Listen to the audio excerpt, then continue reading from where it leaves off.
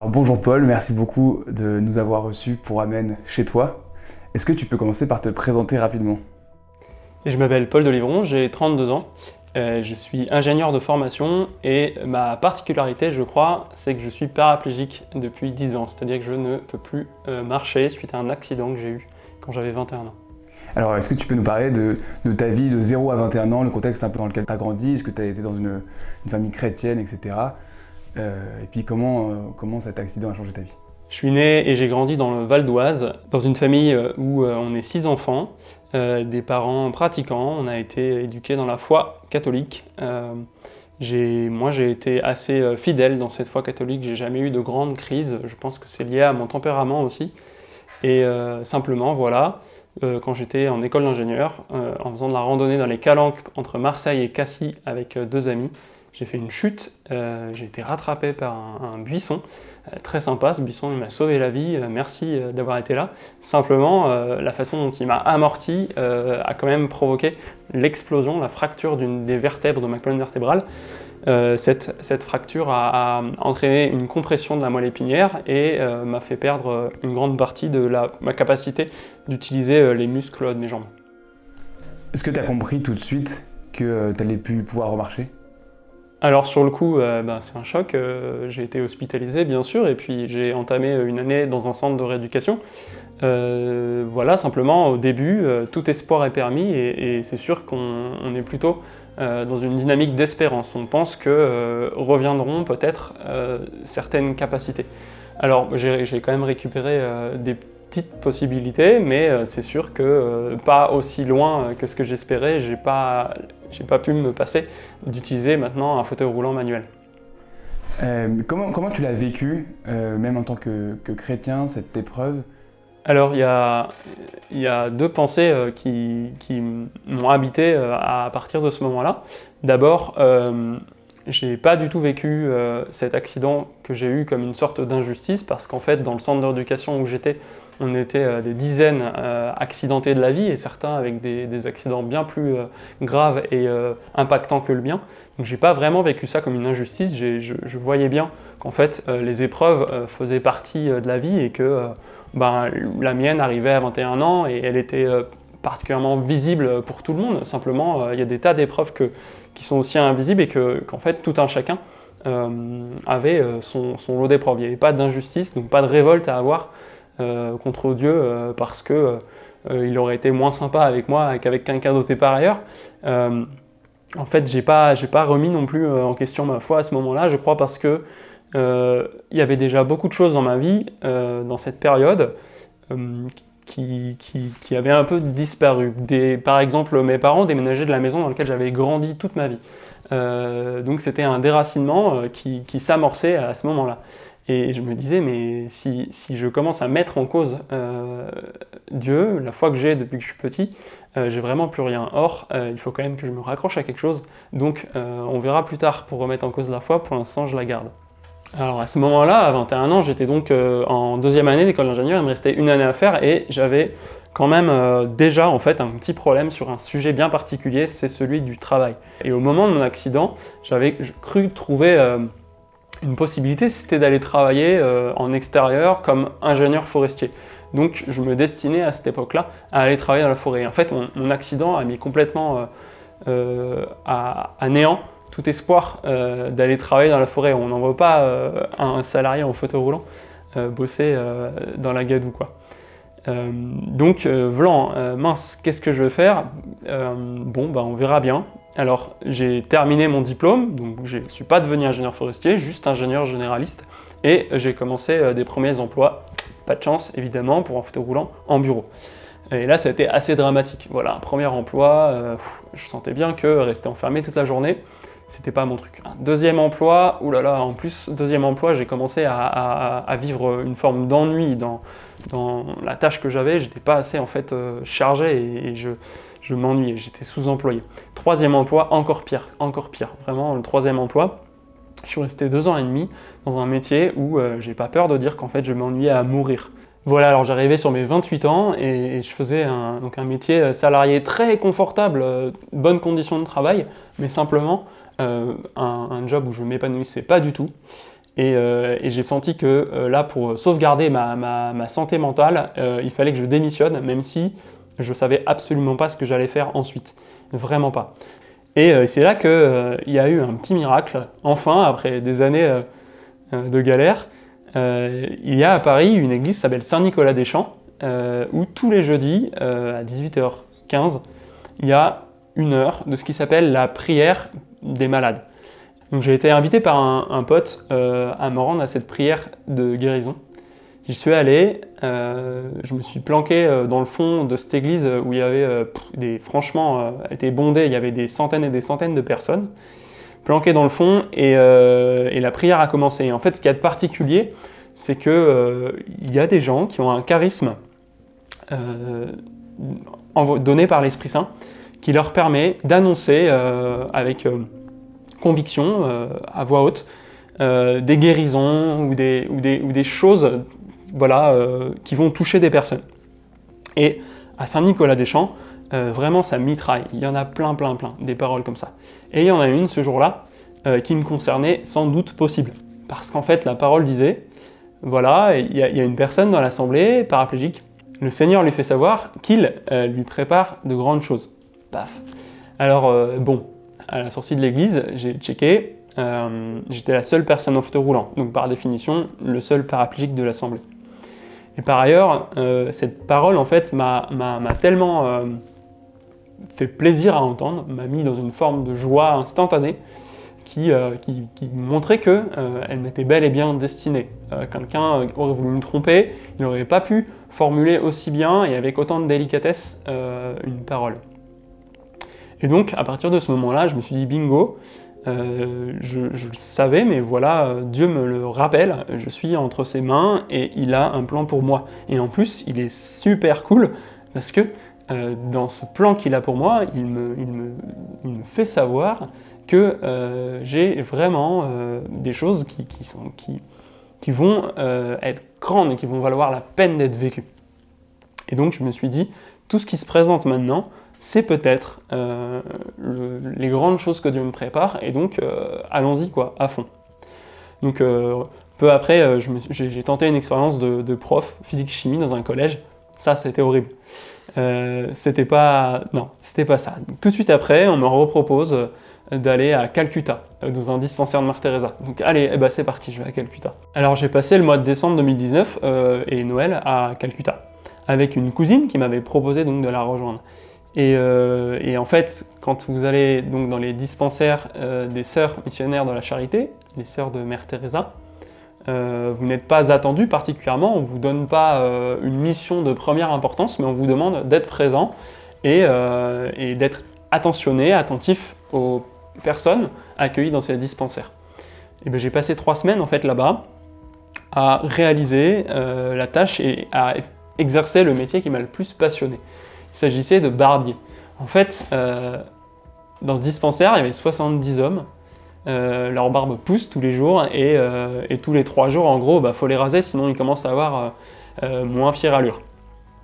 Et j'ai commencé à raser ces hommes et j'ai découvert que d'une part, exercer un métier manuel, ça me plaisait, et d'autre part, travailler à rendre de nouveau beau ces gars qui débarquaient avec des barbes de 5 jours et du riz coincé entre les poils, c'était extrêmement satisfaisant parce qu'ils vous quittaient en vous serrant la main et avec un grand sourire, heureux d'avoir rajeuni de 20 ans.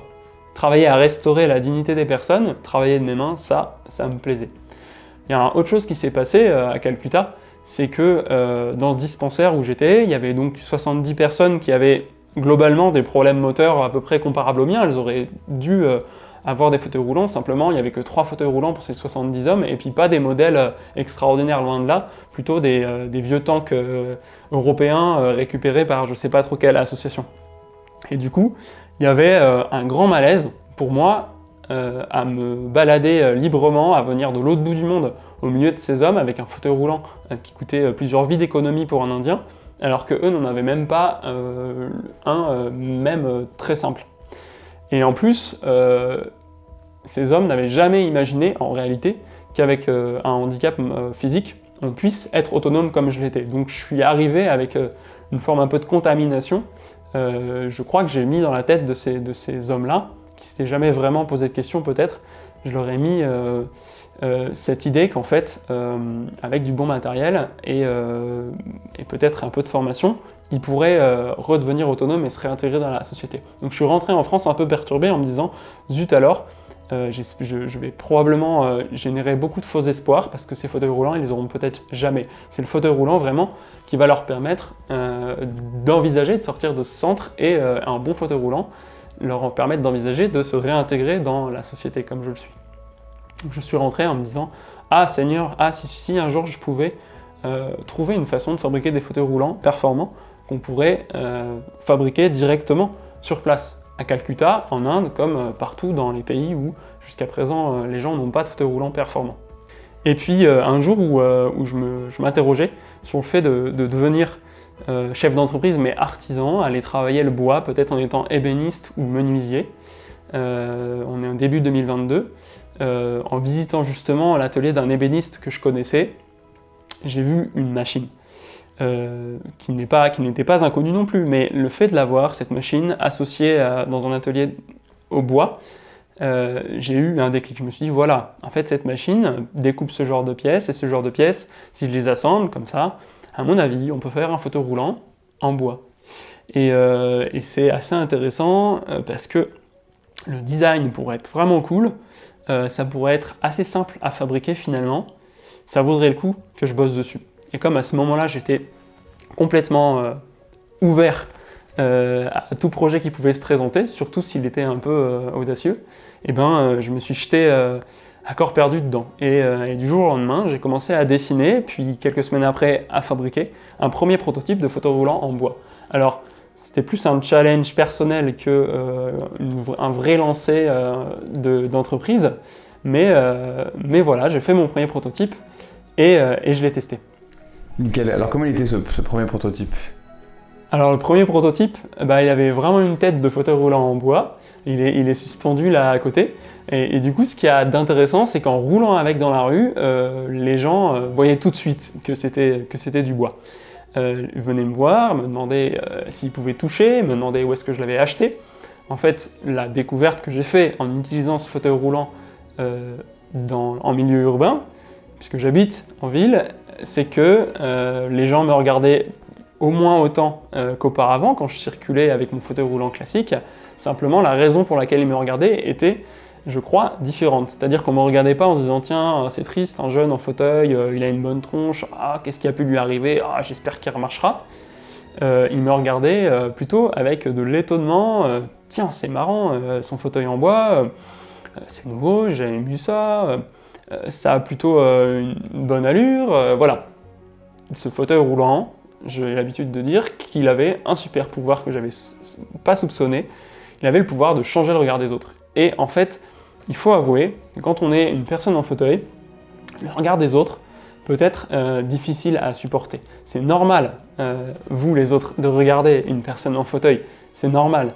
Simplement, la personne en fauteuil, elle se sent justement un peu comme si on venait souligner sa différence, cette différence qui est susceptible de la faire souffrir. Il y a des gens en fauteuil roulant, ils veulent plus sortir de chez eux. Voilà, le fauteuil roulant, en fait, quand on est dedans, mais qu'on vit mal le regard des autres, le fauteuil roulant, on voit ça comme un ennemi, alors que c'est son meilleur allié pour compenser son handicap et pour avoir une vie autonome. Et on le voit comme un ennemi. Donc voilà, la petite idée que j'ai eue à ce moment-là, c'est qu'un fauteuil roulant en bois, un fauteuil roulant plus esthétique, et qui modifie la façon dont les gens nous regardent, pourrait améliorer le bien-être de beaucoup de personnes. Et donc, j'ai décidé d'en faire un projet professionnel. Alors, en plus, je l'avais réalisé, ce premier prototype, avec finalement assez peu de moyens techniques, donc j'avais ce pressentiment que cette façon de fabriquer des fauteuils roulants à partir de panneaux de bois, comme je le fais, pourrait permettre de fabriquer des fauteuils roulants performants qu'on pourrait déployer dans des pays modestes, fabriqués localement pour la population locale et avec ce qu'on trouve comme bois localement. Bon, alors mon premier proto, il est chouette, les gens m'ont fait beaucoup de bons retours, mais moi qui l'utilisais, je lui trouvais quand même beaucoup de défauts. C'est normal, je pense, pour un premier brouillon. Et du coup, j'ai pas tardé à me lancer dans un deuxième modèle. Le deuxième modèle, il est pour le coup vraiment sympa. Il est, je trouve, un peu plus esthétique encore, et il est très agréable à utiliser. Et donc je me suis dit, bon, est-ce que je continue, je me lance sur un troisième modèle pour moi? Non, ça me challenge plus assez en fait. J'ai fait ce modèle-là qui me va bien, si j'en refais un, sera-t-il réellement au-dessus? En plus, il y a toutes les chances de lui ressembler beaucoup. Non, il faudrait que le prochain fauteuil que je fasse soit pour une personne qui a des besoins extrêmement différents, pour montrer tant qu'à faire que la technique de fabrication que je développe permet de faire non pas un modèle, le mien, mais en fait permet d'envisager un panel de modèles très divers et variés. Je me disais aussi, tant qu'à faire, si je le fais pour quelqu'un d'autre avec des besoins très différents, si cette personne pouvait apporter à mon projet une forme de soutien ou de visibilité, ce serait ça de gagner. Parce qu'aujourd'hui, avec les réseaux sociaux, un projet entrepreneurial, il faut avouer, avance mieux, plus rapidement, s'il jouit d'une notoriété importante. Donc, qui pourrait avoir des besoins très différents du mien, d'un fauteuil roulant, et m'apporter de la visibilité? Bah évidemment, moi j'en connais un, le pape François. Alors j'ai commencé à parler de cette idée de réaliser un fauteuil roulant en bois pour le pape François. J'avais pensé aussi assez rapidement à intégrer dans ce fauteuil du bois de Notre-Dame de Paris, si on m'en confiait. Donc c'était ça le package, c'était voilà, j'ai fait 2 fauteuils et là j'ai envie de me challenger encore plus, que le troisième soit pour le pape François et qu'il intègre du bois de Notre-Dame de Paris. Et loin de me prendre pour un fou, un marginal, il y a des personnes qui m'ont dit écoute, je pense que c'est une bonne idée, je pense que ça peut servir le pape, je pense que ça peut servir l'Église, et donc, compte tenu de la finalité de ton projet, ça peut servir les pauvres, puisque tu souhaites mettre au point des modèles qu'on peut fabriquer dans les pays pauvres. Alors, d'accord, je te soutiens, et je t'ouvre mon carnet d'adresses, je t'aide à avancer par-ci par-là. Et finalement, assez rapidement, au début de l'année 2023, j'ai pu rencontrer le pape François, lui proposer d'être le parrain de mon projet, j'ai pu obtenir du bois de la charpente incendiée de Notre-Dame de Paris, et donc me lancer dans la réalisation d'un fauteuil roulant pour le pape François, avec une deadline qui m'avait été fixée par mes interlocuteurs dans l'Église catholique, que le fauteuil soit prêt pour le 23 septembre, afin qu'il soit remis au pape François à l'occasion de sa venue à Marseille, comme une sorte de souvenir qu'il ramènerait de France. Et alors comment s'est passé, est-ce que tu étais prêt pour le 23 septembre? Et puis comment s'est passé ce moment de remise du fauteuil? J'ai réussi à finir le fauteuil 5 jours avant le 23 septembre, et j'avoue que tout s'est très bien passé. Je me suis même jamais blessé en faisant ce fauteuil. Quand on travaille le bois, on a toujours une coupure, un truc, rien du tout. Là, et en plus, j'étais relativement serein compte tenu de la pression qui avançait, qui ne faisait qu'augmenter au fur et à mesure que la deadline arrivait. J'étais serein et j'ai pas eu de nuit blanche, j'ai pas eu de stress insupportable. Alors quelques jours avant que le pape n'arrive à Marseille, j'ai mis le fauteuil dans ma voiture, son fauteuil roulant en bois, le pape François, et je l'ai emmené à Marseille. Et la consigne qu'on m'avait donnée finalement, c'était de le livrer à l'archevêché, là où le pape dormirait, mais il n'était pas possible, pendant les grosso modo 24 heures que le pape François passait à Marseille, d'envisager une remise en main propre, et encore moins un essai, et encore moins qu'il l'utilise pendant son court séjour à Marseille. Ça, c'est clair que c'était pas envisageable. Donc j'ai livré le fauteuil, je l'ai remis à des gardes suisses, et on m'a donné la garantie que le fauteuil repartirait dans les bagages du Saint-Père au Vatican, et qu'ensuite il serait étudié, et puis on verra bien ce qu'il adviendrait de lui. Et après la messe au stade Vélodrome, samedi 23 septembre, j'ai eu l'immense honneur de saluer le pape François, de pouvoir lui dire « Voilà Saint-Père, votre fauteuil roulant en bois est terminé et il est dans vos bagages ». Le pape François aujourd'hui, il l'a pas encore utilisé publiquement, mais ce qu'on sait, c'est que le fauteuil roulant est dans ses appartements au Vatican.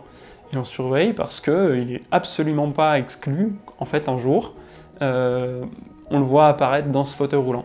On verra bien. Est-ce que tu aurais un message à faire passer aux jeunes, handicapés ou non, mais sur cette persévérance et sur la possibilité d'entreprendre? Je suis assez content aujourd'hui d'avoir réussi à suivre mon propre parcours sans céder à la tentation qui se présentait régulièrement, de retourner dans quelque chose de moins original, de plus classique, de plus sécurisant. Et je crois que c'est ça le drame, c'est de mettre de côté ses talents, de ne pas écouter ses aspirations profondes, parce que ça implique souvent de se retrouver un peu à l'écart, de se retrouver avec un sentiment de solitude. En fait, on a tous quelque chose à apporter à la société et à ce monde, à l'œuvre de Dieu, qui nécessite que beaucoup, assument d'être le créatif qu'ils sont ou le profil un peu atypique. Voilà, il y a tellement et tellement de personnes qui finalement subissent des parcours professionnels et personnels qui ne sont pas ceux, probablement, que Dieu avait inscrits dans leur être le plus profond.